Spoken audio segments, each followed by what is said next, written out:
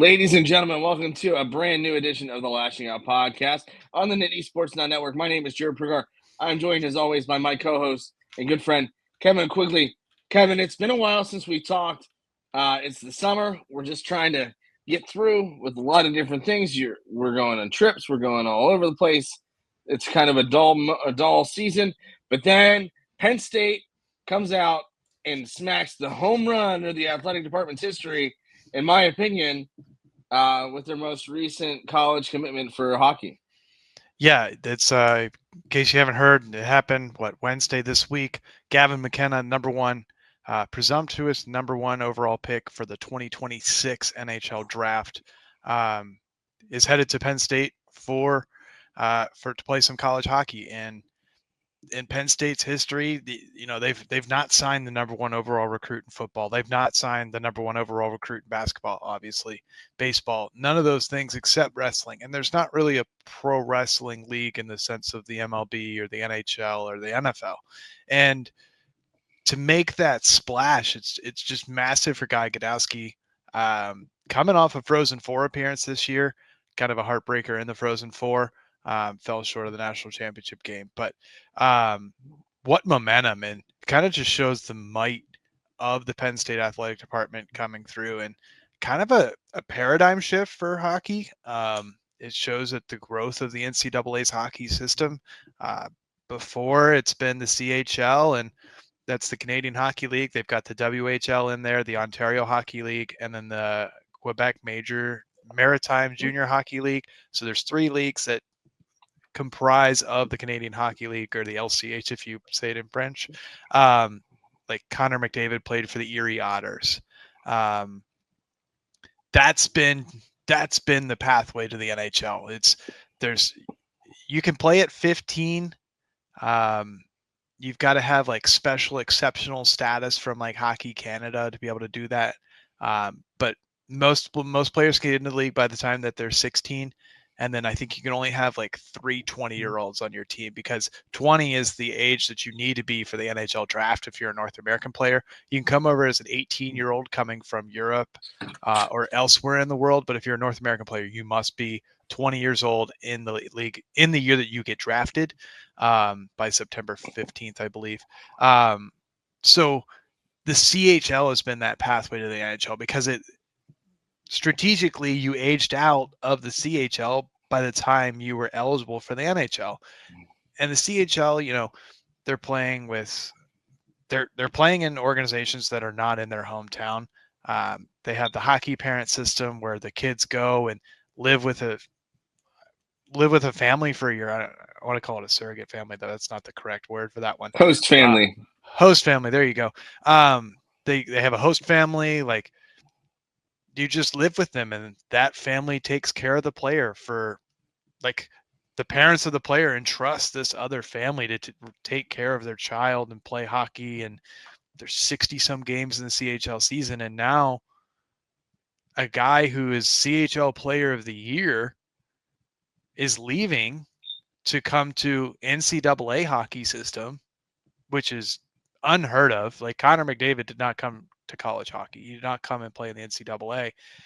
And then he decides to come to Penn State. Like, what a monumental day for hockey that happened, and also a monumental day for for the Penn State ice hockey program. Yeah, to put it in like a football perspective, this is like signing Saquon Barkley, but Saquon Barkley was already Saquon, like out of high school. Like this is that level of signing. It's huge. It speaks volumes to what Pat Kraft let's be real. Pat Kraft came out with a statement. How often do you see the athletic department, the athletic director, making a statement on any type of commitment? Like that to me is wild. It shows how much they're bought in. Listen, Pat Kraft is a stud. The dude can fundraise. The dude can build facilities. I was up at State College today, and just checked out, progress on Beaver Stadium, seeing what the west side of the stadium is like. I know it's been a while. I did win something out of Beaver Stadium. It is a lightning evacuation route sign. It is way bigger than I anticipated, but I have no idea where I'm going to put it. No, not a single clue. But you look at what he's been able to do up there, and you look at what how much that athletic department is growing, and it just speaks volumes to what Pat Kraft is willing to do. But also the belief that people would have in Penn State.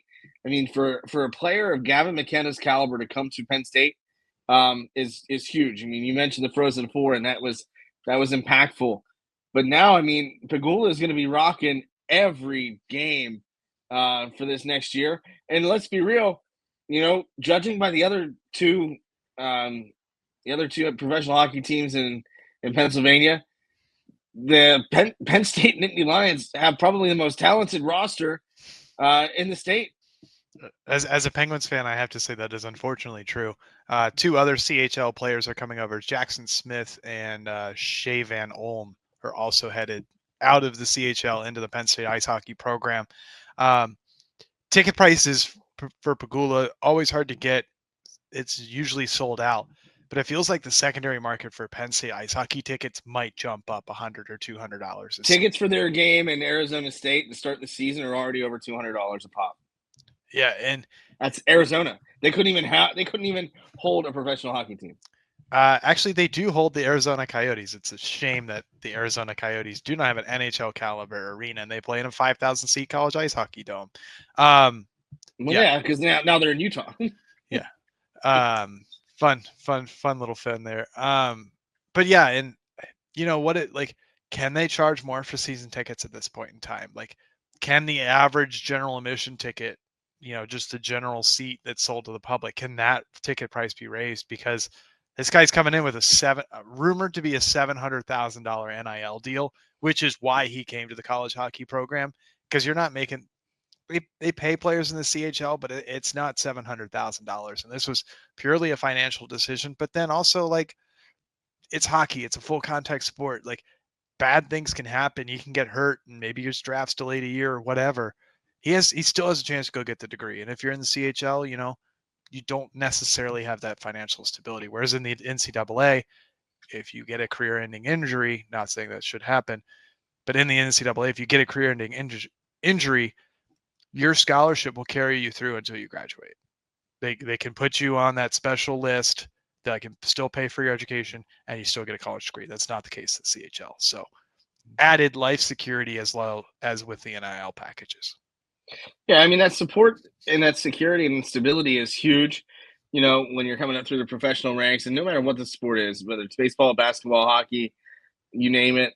Football is a little different, but for the sports that do have kind of a minor league, kind of a different tier system. But I think this is revolutionary in sports, and especially in the college athletics market, because now, you're going to take away some of those lower middle tier to high tier professional opportunities right away, because you can go make more in college, even with the revenue sharing, because the NIL stuff, listen, that's still volatile. There's so much now. NIL collectives are going up against a lot of crap, and things aren't going their way. And that's not honestly shocking, given the way that the revenue sharing model is supposed to happen. But these NIL collectives have kept these athletic departments, together for the most part of the last few years. Yeah, and we'll see how the NIL stuff shapes out. Sorry. Complete blank there. But yeah, just what a massive get for Penn State. To get Gavin McKenna, it's complete seismic shift in the hockey world as well as the NCAA world. So, and to me, looking ahead, I'm very interested in the seismic waves that this causes throughout college hockey. And I mean, college basketball and college football are a lot different than college hockey as far as systems go. But I think this is going to change the table and change the market as a whole for college hockey players. I mean, you're seeing a lot more action based on what schools are able to give and how much they're willing to give to these student athletes. And there are a lot of hockey programs that don't make a lot of money. The Big Ten isn't in one of those situations where they have to worry about that. Big Ten is the Big Ten in college hockey. But now, I mean, you're going to see a lot of these big time schools be able to pull in some big time talent that, Penn State hasn't been known for their NHL draft picks or their professional hockey acumen. But now, that's the house that Terry Pegula built. It's starting to get ramped up, and it's going to be interesting to see kind of what happens for that program and the rest of the Big Ten from here. Yeah, and I did remember what I said. You led me into it perfectly.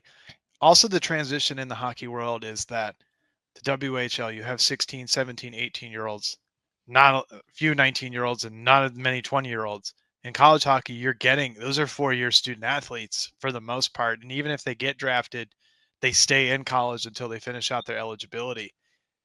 Gavin McKenna even mentioned it. It's now he gets to go against, he was a big fish in a little pond, and now he's not so big of a fish in an even bigger pond. So now he's got heavier guys into age 20, 21, 22-year-old seasons, and also guys who are only playing 30 games a year. CHL, you're playing 60. NCAA season is a little bit shorter game-wise and time-wise, but that also means more time in the weight room. A college meal plan, college support system, college trainers, big money stuff coming on. So he's just going to be that much stronger and that much bigger as he goes to the NHL, and he's going to be having been played against those bigger, heavier guys. So maybe his rookie season in the NHL isn't as hard as, he was owning 17, 18-year-old kids for the last 3 or 4 years. Well, now he's going to have a year of just that next level of competition up where the guys are just ultimately bigger. I mean, they're not an NHL big. The skating is nowhere near the level in the NCAA as it is in the NHL. Puck control is pretty bad in the college hockey ranks. I think I texted you during the Frozen Four of like, man, this. If you watch college hockey after watching the NHL, it's just pure chaos. There's dudes falling over the place. The puck's just flying around. It's a fun brand of hockey to watch, but it's completely different from the NHL game. But it is still a step above the CHL. So, good for him. Hopefully, really good for Penn State, but hopefully, maybe this becomes the new default pathway. Maybe the CHL puts a limit on 19 and 20-year-olds. I don't think they'll close the gateway out because they don't want all of their talent going to the NCAA, but might have to be something to be worked out between the NCAA and the CHL going forward. Does the NCAA having to make sense and work with somebody? I don't know that that's something they're capable of. It's not going to go well for the CHL, I don't think. No, but I mean, again, I've followed college hockey since I was a freshman at Robert Morris in 2009. It is a great opportunity for players. It's a great game of hockey. The facilities are far different than what you're going to experience, in the NHL or anywhere else. But, for Penn State, fortunately enough, they have the ability to go out and get a guy like, Gavin McKenna and guys like that. I mean, it's Penn State's world, and we're living in it. And we're going to talk a little bit more about Penn State football when we come back from this break on the Nittany Sports Now Network. Welcome back to the Lasching Out Podcast and Nittany Sports Now Network. He's Kevin. I'm Jarrod. Kevin, we touched briefly about Penn State football. We talked a lot about Penn State hockey in the first segment. We're going to talk a little bit more about Penn State football. Penn State hockey's expectations are through the roof now with Gavin McKenna coming to campus. Penn State football's expectations are through the roof as well because they finished the national semifinal. They lost a heartbreaker to Notre Dame, who went on to lose to Ohio State and the Buckeyes in the national championship game last year. This is very reminiscent to when Penn State's coming off that in that 2015 season. The expectations, the how they got there, and the crazy thing with all of that is this game has changed so much outside of the football field than what it is, what it was back then.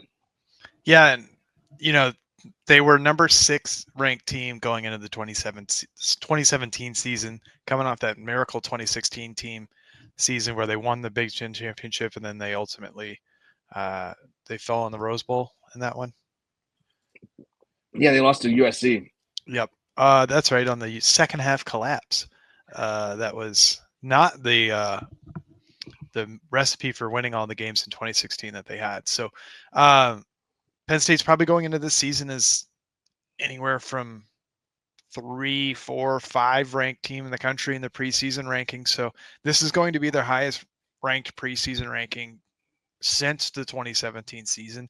And I looked back at some of the players on that 2017 team. Obviously, Trace McSorley going into his second full year as a starter. Saquon Barkley, I believe that was his last season at Penn State. Mike Gesicki was there. Chris Godwin had just gone to the NFL. So Juwan Johnson was the star wide receiver, which is kind of Caught the walk-off against Iowa. He did, but I mean, transferred after that year, or the year after that, and kind of just nothing. Saeed Blacknall, that receiving room was pretty terrible. It's probably wasn't as bad as what it was in 2024, but was not fantastic. And then if you look, like, that season is, I mean, it's a fourth quarter collapse. They were up 11 on Ohio State with like 5 minutes to go. They gave up just a back-breaking touchdown drive. Got the ball back to seal it, go 3 and out, and then Ohio State goes and scores again and erases that 11-point win. So, or that 11-point lead with less than 5 minutes to go in the fourth quarter. And then the next week, they were number 2 in the country when that happened. And then the next week, they have a severe thunderstorm against Michigan State that delayed the game by 3.5 hours. They were in control of the game to start until the thunderstorm, and then I don't know, they bust in too much Subway, McDonald's in the locker room during that break, and Michigan State just came out ready to play, and they beat them, and the season was kind of over from there. They go to the Fiesta Bowl, they beat Washington, but I mean that wasn't the expectation for that season. That expectation was playoff or bust. That time still the 4-team playoff, and here we are in the 12-team playoff era, and Final Four doesn't even seem good enough to me. National semifinals, what you did last year with probably not as many expectations as you had coming into this year, just because you are now a victim of your own success. But Drew Aller's another year older. It's probably going to be his last season. Nick Singleton and Katron Allen, the 2017 team, like, the number one thing that they couldn't do against Ohio State and why they couldn't seal it is that they couldn't run the ball. They had a pretty inexperienced offensive line going into the 2017 year. I think they lost a lot of talent from 2016 going into 2017. But this year they bring a lot back on the offensive line. So running seems like it's going to be a strength. The weakness last year was the wide receiver room, and they've done a lot of things to get the wide receiver room back up to snuff. And it just feels like national championship or bust. It does. And, it's funny, like, James Franklin's won a couple big games now. He hasn't won the big game, right? He's only beat Ohio State once. That 2017 season, if I'm not mistaken, that's when Saquon returned opening kickoff to the house. Yep. So, you kind of look at certain things and how you go about that. And, the expectations are deserved. You got to go out and ball at this point, and that's the thing. They've proven that they can win big games when they need to, but the beauty of last year was that they didn't beat Ohio State, and they still got to where they wanted to go, and that honestly helped them. Really, they still ended up going to the Big Ten championship game. They obviously lost to Oregon, but they end up beating SMU. They end up beating Boise State in that Fiesta Bowl. The Fiesta Bowl they were in 2017, where they beat Washington, who's now in the Big Ten, right? So, you look at kind of the grand scope and grand scheme of everything. They reached everything that they wanted to do outside of the national championship last year, and didn't beat Ohio State. This year, your expectation is to beat Ohio State and make the playoff again. I would have loved to see that 2017 team in the playoff, like not the 14 playoff, but like a 12-team expanded playoff. And Saquon was a stud, and that's with a subpar offensive line. You still had some studs everywhere else. Trace is a baller. That much is, that's not up for debate. The dude could just game. And then now, you have Aller, who's had experience. You mentioned Singleton and Katron Allen. They make up probably the most formidable backfield duo in the country. They've improved the football, the wide receiver room on paper. They still got to go out and execute. Rappleyea at tight end, you've got some studs there too, even though you lost Tyler Warren. Up front, they're good. Offensively, they're in year 2 of Andy Kotelnicki's system. Now it's just one of those deals. But now you go out there and you get Jimmy Knowles, and you go get that ace in the hole. And that's no knock on Manny Diaz. Manny Diaz is a stud. Back in 2017, it was still Brent Pry who ran some great defenses there. But the theme of that season and the theme of James Franklin really early in that 2016, really up until now, is that those second half, collapses there. Now it's starting to get a little bit better there. But they're always typically that team that comes alive in the second half. But against those bigger teams, you make a couple of adjustments here and there, execute a little bit better, and then poof, Ohio State wins by 2 scores. It's just one of those deals. But now, again, you mentioned expectations. They are through the roof. And, national championship is something that I think is, realistic. I don't know that we would have said that even going into last year. Not at all. But the national championship game is something that is realistic for this Penn State team. They just got to go out and manage those expectations. And I think James Franklin, given people are going to give him a lot of crap for what he does on game day and certain things, and some of it is well deserved. But the one thing that he does, it's that 1-0 mentality, that managing those expectations and making sure that you're dealing with them and not getting too high, not getting too low, listening to that rat poison, as Nick Saban would say. I think last year was a success. I think if you had told us last year that they're going to lose in the college football semifinal, I think you and I both sign up for that. I think every person in the fan base signs up for that, except for that select few of like the worst of the worst Facebook commenters that the Gavin McKenna signing. It's like, oh, I wish James Franklin could sign the number 1 player in the country. He's a bum. He needs to be fired. Like that.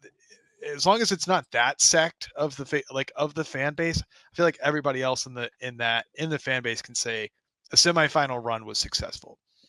The way recruiting is such a volatile area.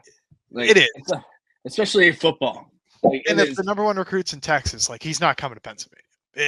There are so many schools between Texas and Pennsylvania.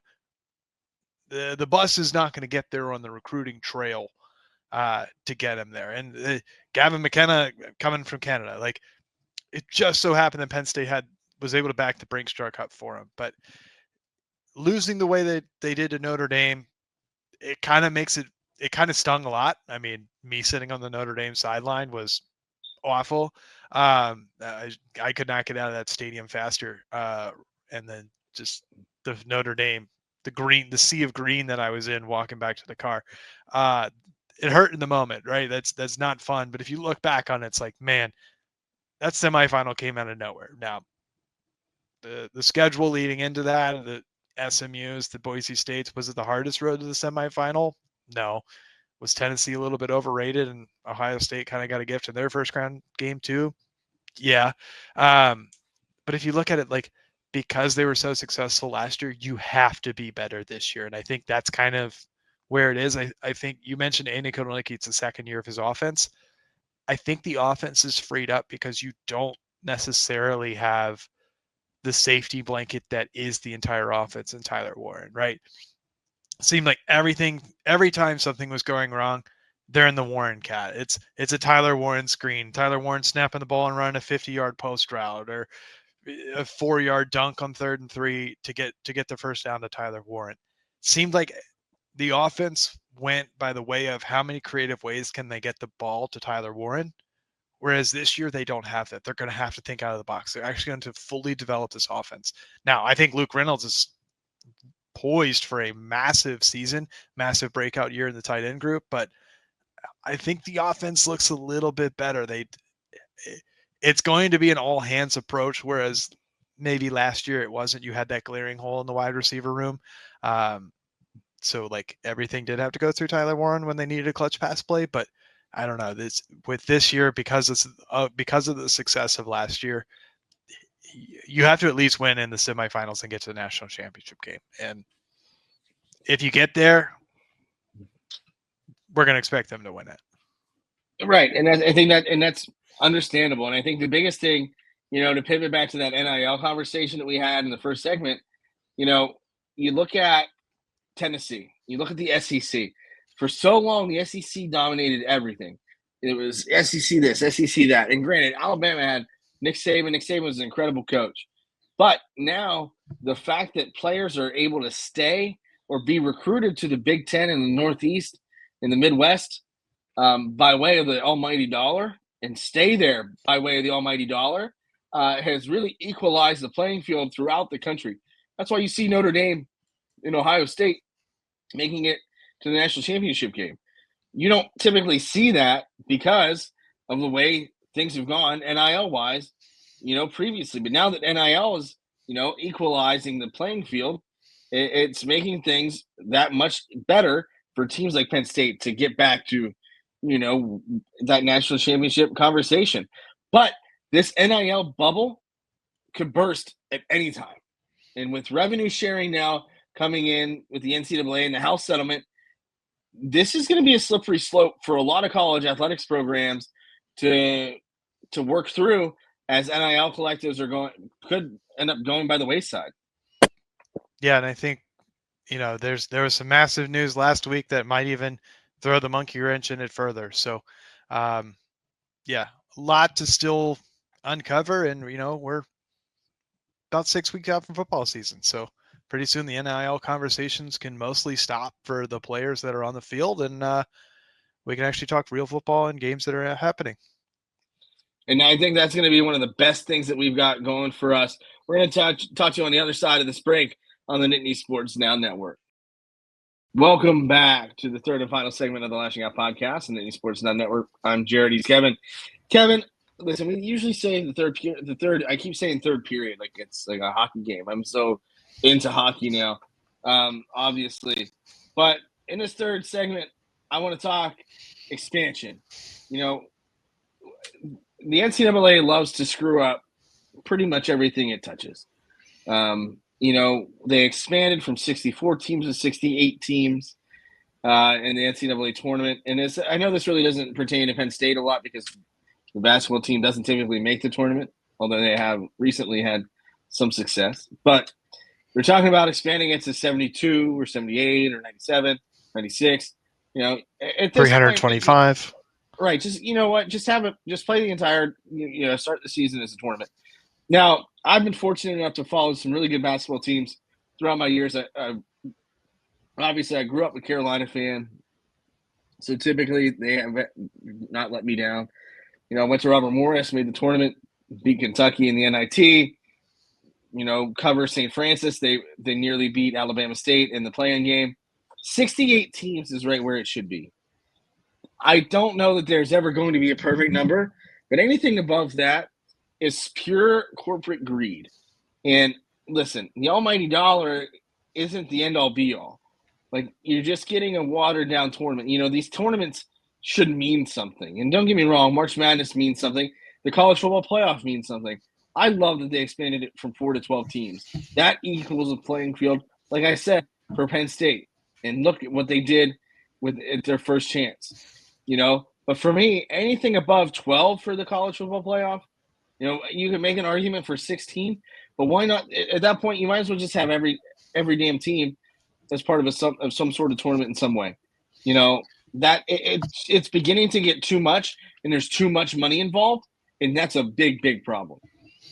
Yeah, and I think the problem is there's too much money involved, and the NCAA is messing up all of the cash flow.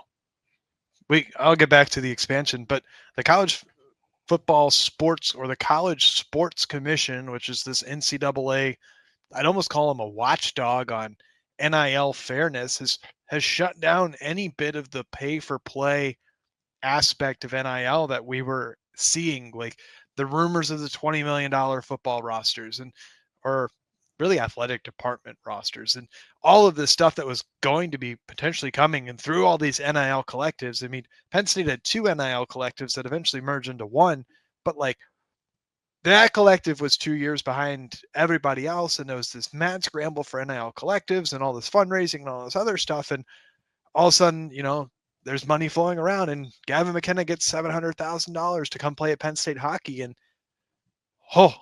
the news that came out last week, it's like, Oh, so that's no longer the case? Like the Quinn Ewers $1 million to go to Ohio State for a year because Texas didn't have NIL, but Ohio did. So he goes, transfers back to Texas, grabs his million, and laughs all the way back down south. Like all of that stuff is weird, and it's going to be interesting. The NIL collectives can no longer even do like dinners, like fundraising dinners, where it comes to $150 and Abdul Carter's going to speak, and you'll get a chance to meet him. All of that stuff's gone. And if you look at regionally, you're now going to go into corporate, exclusive corporate sponsors, exclusive company sponsors, local companies, the Blaze Alexanders of the worlds, if you're in the State College area. Texas is good. They've got a lot of oil money. They got big corporations down there. Penn State's good. It's what, 3.5, 4-hour drive to New York City. You know, the Big Ten wants that New York market, but then what that New York market has is massive corporations, a lot of money flowing around. And if you're geographically close, your sponsorships become easy. It's hard to get from Alabama to New York City. Now, you'll still have your Gatorade deals, you'll still have your Nike deals, all this other stuff. But a lot of the money that's flowing into New York, it's got to go somewhere. And potentially the Big Ten and Penn State are poised for that, for better corporate deals. But like you're having a lot of colleges now, or they've transferred the focus of their NIL collective away from the pay to play scheme. And now they're going to like Learfield, who sponsors the college football radio, but they're also really good at going out and fishing for all of these sort of broadcast deals. And, you know, it'll be interesting to see how that goes. And which is a shame, because that's when like finally the money was flowing to the athletes who are generating all of this revenue. It's the same reason that Florida State's on a $30 million deal with the ACC, and they can't get out of it because they can't muster up the $300 million it would take in cash to leave the ACC, plus all the legal fees. Like, the money was finally flowing through and like bypassing the NCAA, and the NCAA wasn't able to like just wash it clean. And then they go and ruin it. And what do? They propose NCAA basketball bracket expansion. And you may watch it more than I do.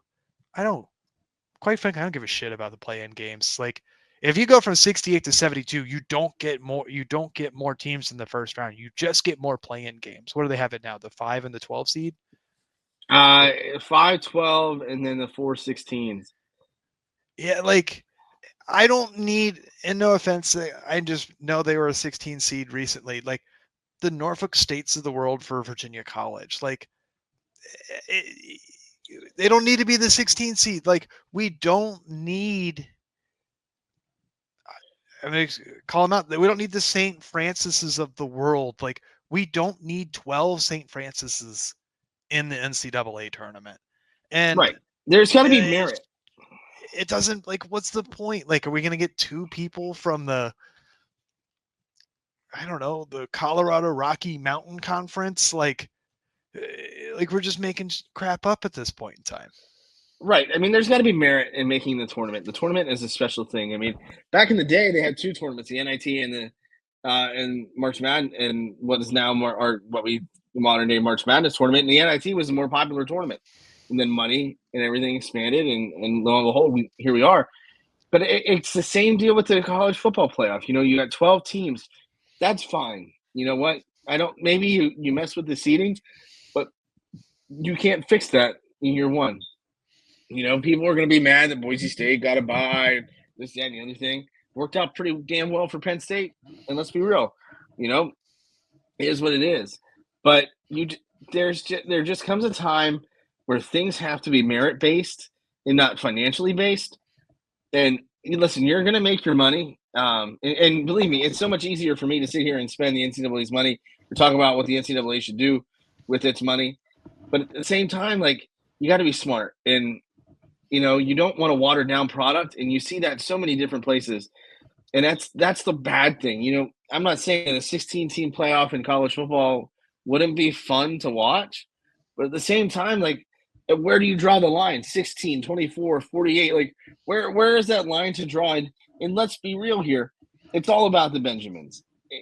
there's nothing else. And the NIL is the NIL. If they would have just done what they were supposed to do with name, image, and likeness years and years ago, you can make money off of your name, your image, and your likeness, and that's it. That's all it needed to be. But it because the NCAA can't handle their own bullshit, they end up going, oh, now it's pay to play. And it's, I said this when I was in college, and, I had professors that may not have agreed with me, but I said, in my opinion back then, what they should have done with that money is any player that was on a college football roster or college basketball or whatever, go out and you can make money by using your name. Say, let's use Drew Aller, for instance. Drew Aller runs Drew Aller football camp. Drew Aller is in college football, NCAA college football 26, EA Sports. He goes out and does, a Blaze Alexander commercial, does another Gatorade commercial, whatever. All that money that he gets goes into a bank account. Once he finishes his athletic or his academic commitment to the university, he gets that. And there's a nest egg for them to begin with. And that, I think, to me, would have helped immensely for a lot of the players that come to college without that financial background, without, the ability to spend money wisely. That so many people, we experience that. They're broke 4 or 5 years after they're done. It gives them an incentive to get their degree, get their money. And then lo and behold, guess what? They're still in school. And now you don't have to deal with the transfer portal. You don't have to re-recruit your roster. You don't have to deal with it. The disaster that has become NIL. Money is the root of all evil. And you're seeing that in the worst ways with the inability to manage NIL and the NIL collectives and what could or could not happen with them, but also with expansion. And that's the biggest problem that I see in college football today. Yeah, I still will say DeColdis Crawford had the best. That is the epitome of NIL. If you don't remember him, he ended up going to Nebraska. I forget where he started his college football career. Ended up going to Nebraska, and then he transferred somewhere else. But DeColdis Crawford ended up with an HVAC company NIL deal. 30,000, 50,000, 100,000, whatever it is. His name is DeColdis. They're running ads for air conditioning. That makes sense. That was what NIL was for. It's not for Johnny Oil at Texas A&M to dump $5 million into this. Which I'm so glad that you mentioned Texas A&M, because as many players as they've tried to buy, they have bought all the wrong players. I was going to go Texas, but Texas has actually been successful in dumping their oil money into it. Texas A&M, maybe not so much. If you look at college football playoff expansion, run down the teams last year that didn't make it. A 3-loss Alabama team who, quite frankly, got smoked by Michigan in the Outback Bowl or whatever the heck it was. I think Jalen Milroe threw 3 or 4 picks, just uncompetitive 3-loss Alabama team against Michigan last year. Miami, crap. Cam Ward was cool, but that team stunk.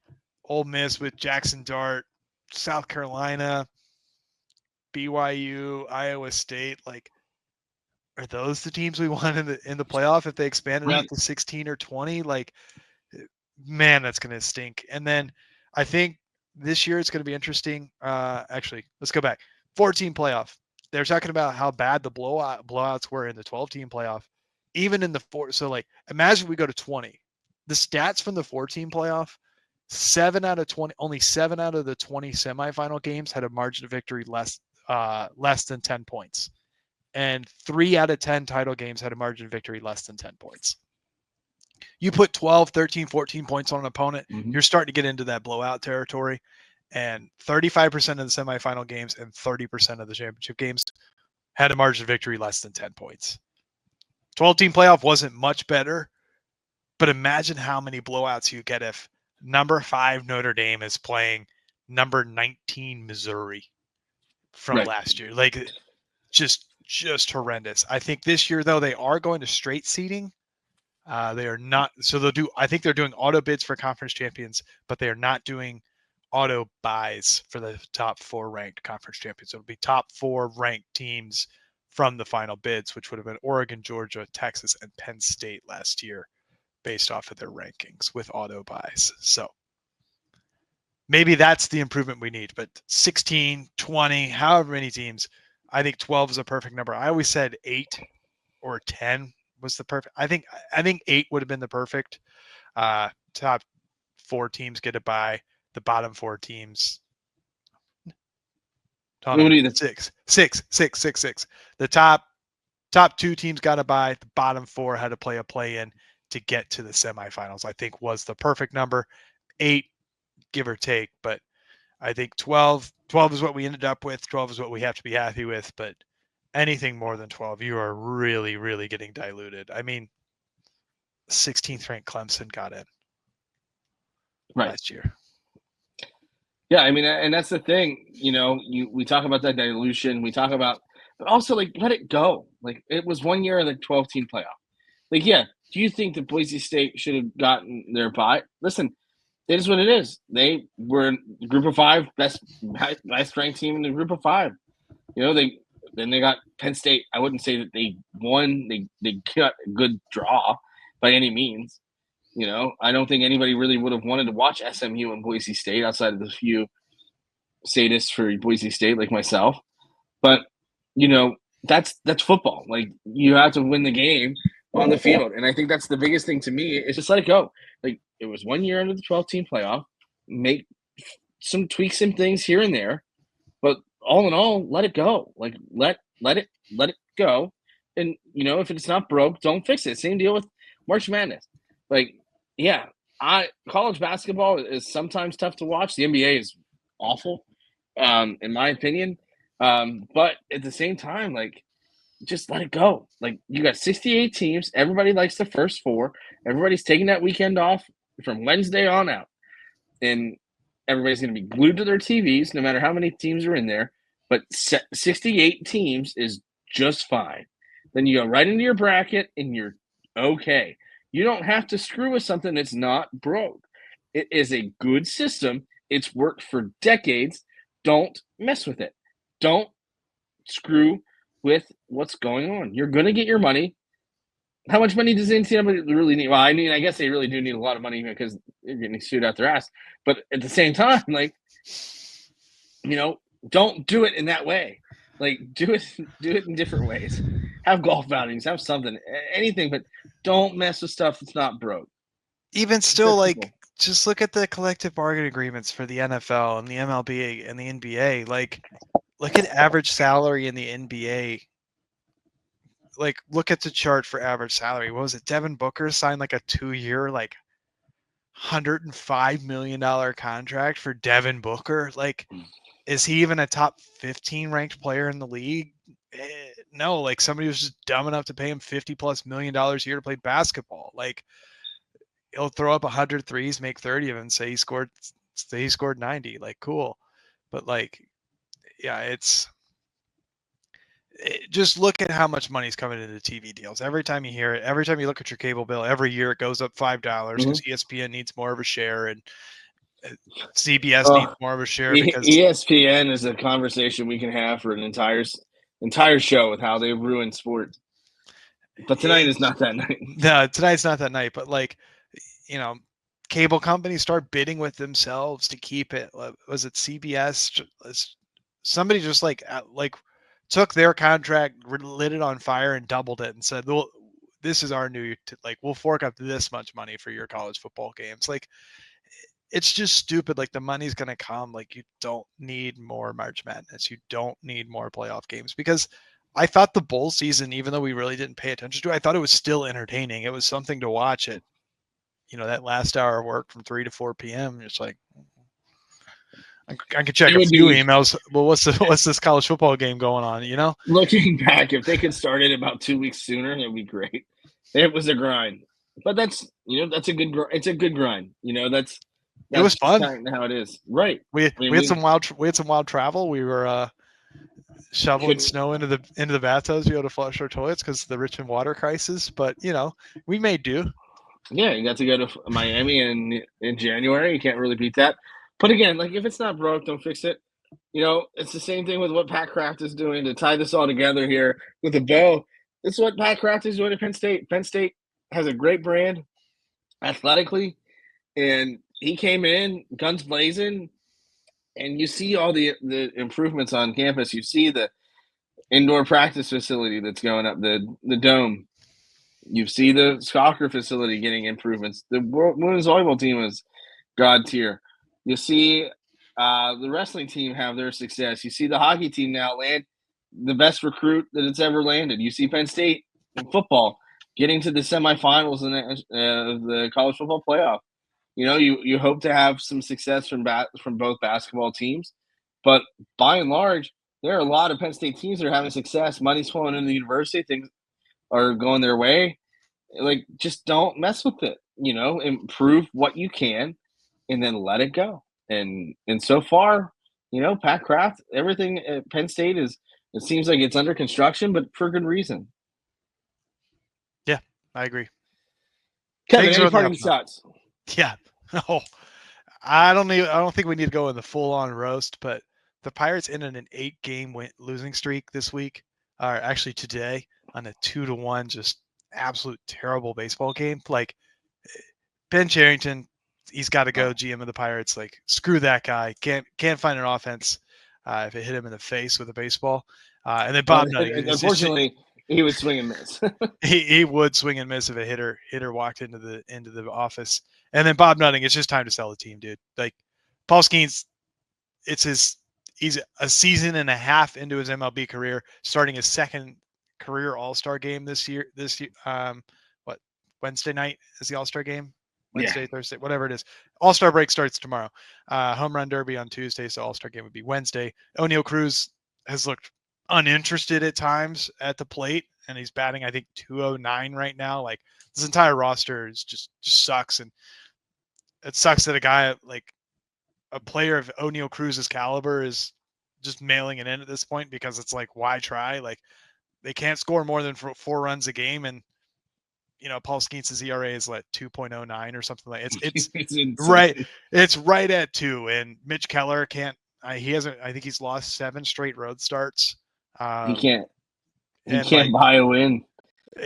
He's been one of their best pitchers. Yeah, Paul Skeens is up there with Jake DeGrom from several years ago with the Mets, when like his ERA was like 1.8, 1.9, and he was like 2-11. Paul Skeens, I think, is like second most all time in MLB history of starts with like as low of an ERA as he has, but with the amount of losses that he has. Like, it's just absolutely stupid. I don't know why it seems in the last few years I've watched more and more and more and more Pirates games, and the misery just keeps ramping up more and more and more and more. And yesterday they dipped to 500 all time for a franchise. They used to be above 500 team for the entire season. It's like 10,700 some games wins and 10,700 some games losses. Yesterday they dipped to 500. They're now 1 game above 500 in the history of the franchise. I expect that number to plummet rapidly to be below 500, it's just a disgrace at this point in time. Like, I'm over it. Like, something's got to give. Yeah. So, I mean, sorry. I actually have a parting shot for the first time in like 6 or 8 episodes. So, well, I'm proud of you, Kevin. So Bob Nutting signs my checks for the Alton Amir, which is great. Thanks, fun. Bob. Yeah. Paul Skeens is a generational talent. The Pirates are wasting it. The fact that Ben Cherington was able to, you know, talk out or make the draft, because the draft started Sunday night, and it is comical to me. I don't mind Donnie Kelly. I mean, it's very tough to make chicken salad out of chicken shit. I think, you know, offensively speaking, they got some guys that should be able to hit. And I don't know what the disconnect is. They can pitch the ball very well. I see the inconsistencies throughout the minor league system, you know, as a reporter for the Alternate Curve. It's tough because, you know, you just look and see everything. And I remember when the Pirates were good in 2013, 2015, and how great that ballpark was and is. Like, when people are filling it, like last year when Skeens started every game, you know, and it filled out 25, 30,000 people there. That's what you want to see on the North Shore. It's such a great atmosphere. But I just hope that they finally figure out a way to make that happen. I don't have confidence in it. I just don't. But, you know, it is what it is. Because you look at how cool the blackout game. I will never forget it. Russell Martin just fucking bangs that ball into the outfield after Cueto drops it. It was just one of those situations where you're never going to forget moments like that. The Cueto game. What a game! And even then, they didn't make it out of the first round of the playoffs, and that's okay. Like, it is what it is.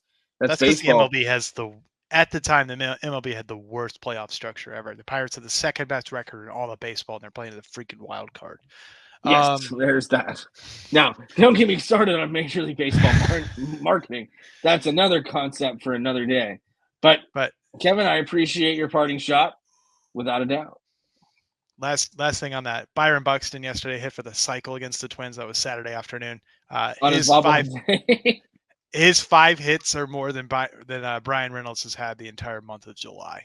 That's just the offensive woes that is Pittsburgh Pirates. So. Brian Reynolds is catching strays on a Penn State football podcast. Jesus. Hey man, credit to North Shore 9 on that one. They had that. They made that graphic today. Well, Kevin, I appreciate your parting shot. As always, we appreciate you listening. We'll catch you again next week as we get into more of a regular schedule here. As summer winds down and we get geared up for football season. We'll talk to you again next time. For Kevin Quigley, this has been Jarrod Prugar. Thank you for listening to the Lasching Out Podcast.